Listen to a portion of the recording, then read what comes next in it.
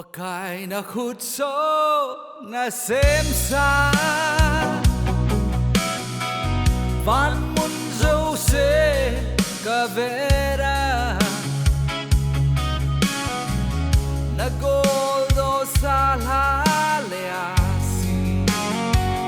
Joseph Kipgen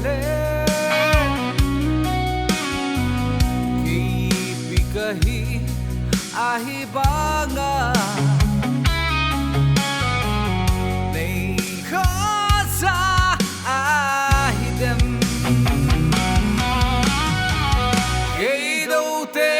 hui ma sang ngam lấy vui kỳ thình bangin na thình im sel ji một lại du nga bon lo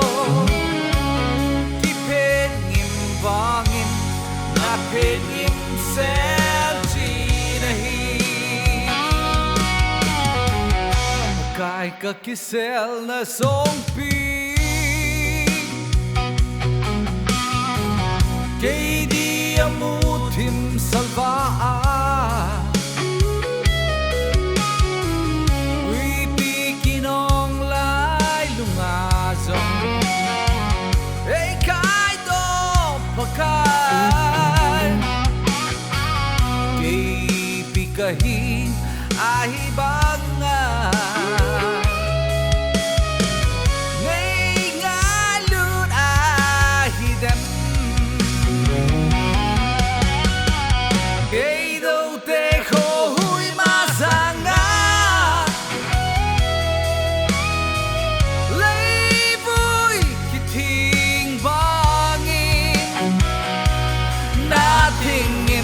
ji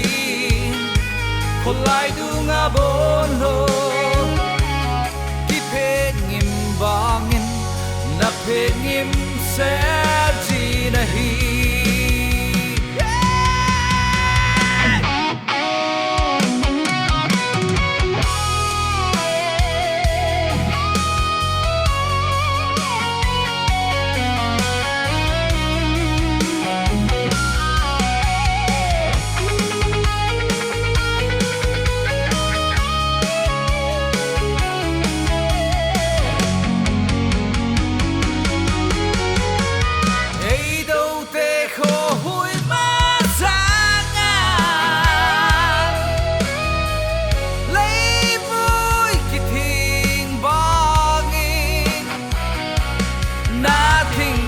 sel ji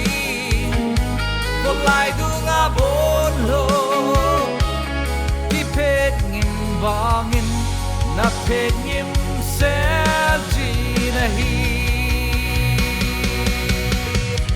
ei do te kho hui ma sang nga lấy vui ki thing bangin na thing sel ji khol lai du nga bon lo ki phet ngim bangin na phet ngim sel ji nahi